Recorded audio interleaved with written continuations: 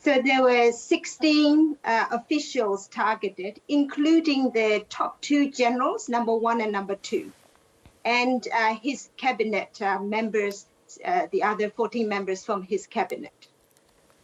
Do you think the release of Australian man Sean Turnell from a Myanmar prison contributed to Australia's decision to now come down harder on the junta? Well, partly to do with this, we are now free to impose sanctions, go harder, and also the human rights violations from the part of the junta has heightened at the same time. So Australia has been thinking about it. Sanctions has been on the table, actively on the table. So now has acted finally. Although the timings, it has taken whole 2 years to do so. Could have been earlier, but still a very giant, significant step.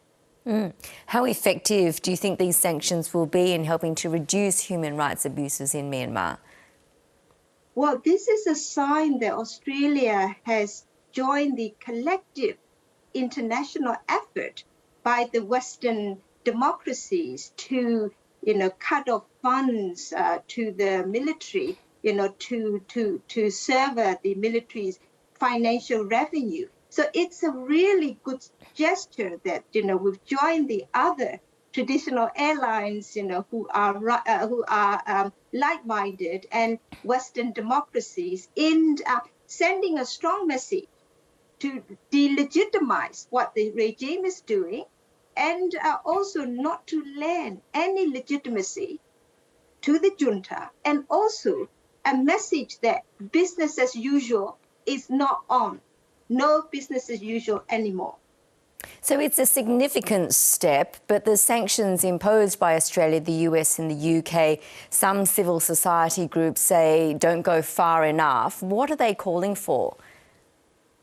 They're calling for a step further in actually hurting the military's, the key revenue channel, which is the extractive sector. So it's gas revenues, mining revenues. So the ministry, which collects money as a middle person to collect these energy monies for the junta. So that ministry, mining ministry, gas ministry, has to also be sanctioned, because you've got to touch where it hurts.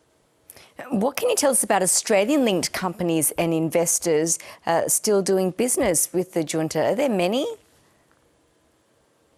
Not many, but significant few. And they're in a lucrative, mining sectors. They're not directly Australian company, but they're Australian affiliated companies, and are still there. So this Australian sanction will make them difficult to continue and get funding for. And Htwe Htwe, why might countries in the region, particularly in ASEAN, be reluctant to join international sanctions against Myanmar's military junta? Can you explain that? Well, Asian nations don't have the history of imposing sanctions, so it's just one thing. And the military government's human rights violations perhaps doesn't bother them as much as the Western democracies.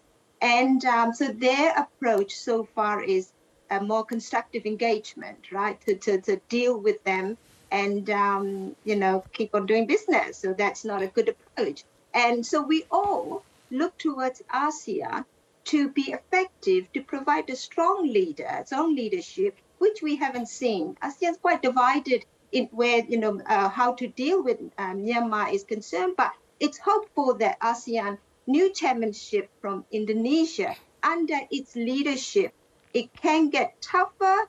So we expect to see some results. Well, that's right, because the ASEAN grouping so far, they've barred top Myanmar military officials from attending its main summits, but they're still included in smaller meetings. Should they be banned altogether?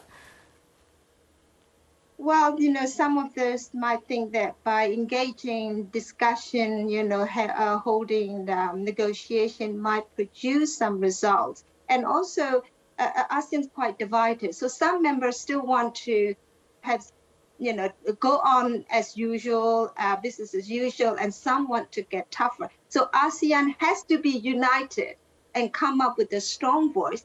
And it's a test time for ASEAN to show its leadership, its relevance, and that because international community is really lending their support behind ASEAN, and ASEAN really has to act. And now is a prime time to act, under the new chairmanship of Indonesia.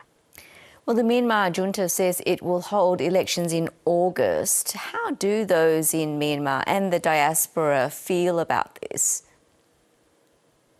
Well, all the commentators are saying that it is not going to be a free and fair election. It is a sham election, and international community, it's important, regional communities, it's important not to acknowledge the result of the election. And it looks that, the junta is trying very hard to not to involve the opposition party. So that alone, wouldn't give you confidence it's a fair and going to be a fair and just election. And also, the junta can't control the whole country. There are parts that people will not participate in voting. And people who vote, look to be, are likely to be forced to vote for the junta. So it will not be at all, fair and just election. It's interesting to learn what the people think. Htwe Htwe Thein, thank you so much for talking to us. Thank you for having me.